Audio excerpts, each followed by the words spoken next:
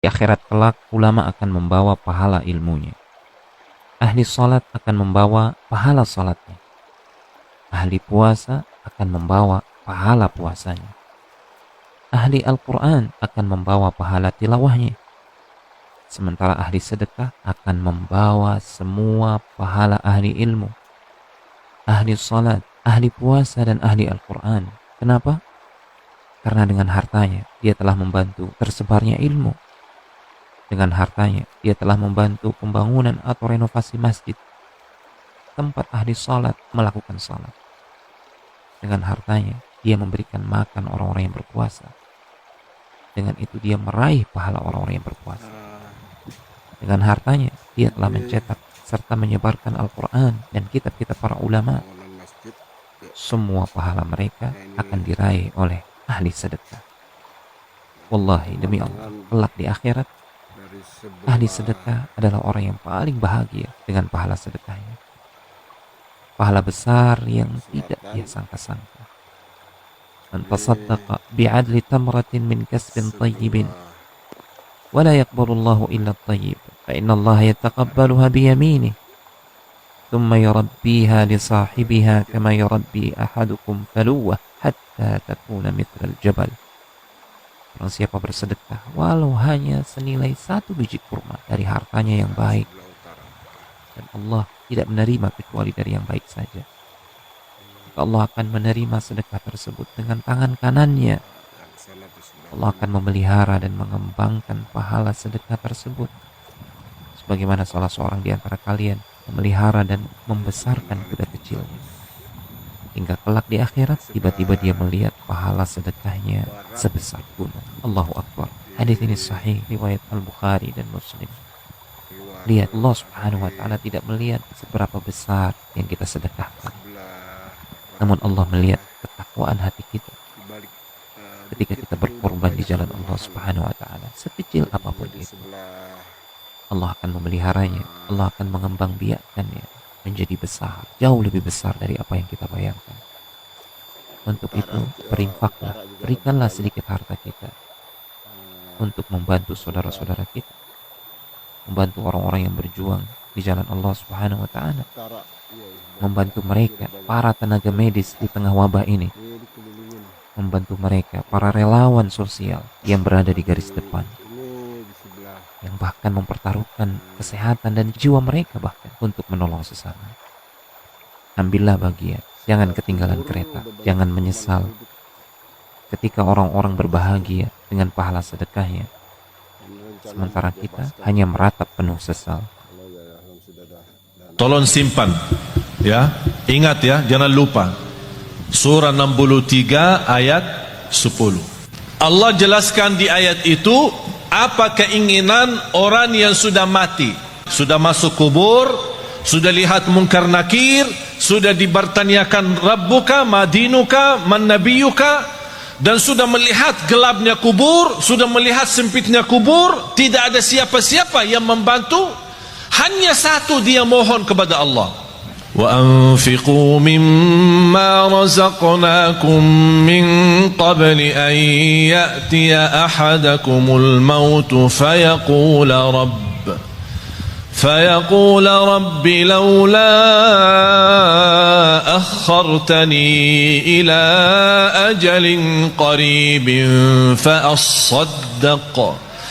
فأصدق وأكن من الصالحين.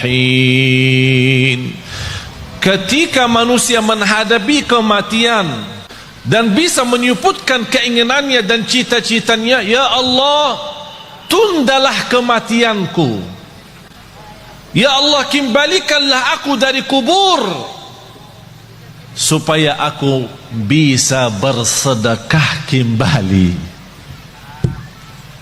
Bukan bisa salat malam, bukan bisa baca Quran, bukan bisa puasa Isnin Kamis, bukan bisa berbakti baik sama orang tua, bukan supaya saya bisa haji umrah, bukan saya bisa nikmati Ramadan. Semua itu baik, tapi satu yang dia sebutkan, supaya saya bisa bersedekah kembali. Kenapa? Ulama menjelaskan, kenapa orang yang menghadapi kematian dan masuk kubur ingin kembali ke dunia untuk hanya bisa bersedekah lagi? Karena dia sudah lihat begitu dahsyat pahala sedekah yang telah dia berikan. Oleh karena itu dia mengharap, ya Allah, kalau memang begini, tolong kembali lagi ke dunia, tundalah kematianku supaya harta yang saya masih simpan bisa saya habiskan di jalanmu. Allah.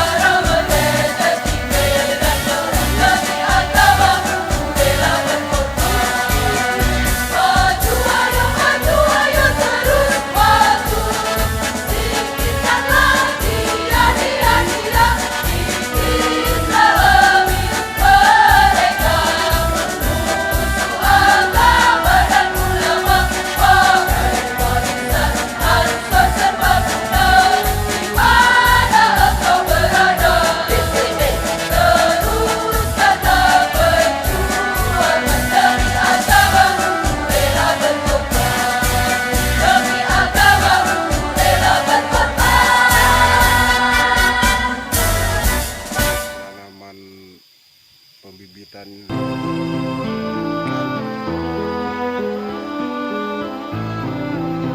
Allahumma sholli ala sayyidina Muhammad rencana program sholatan kedepannya turagibu wa tunashatu membebaskan wa tuhammisu bihal jihad li ihya wa i'la'i dinil Islam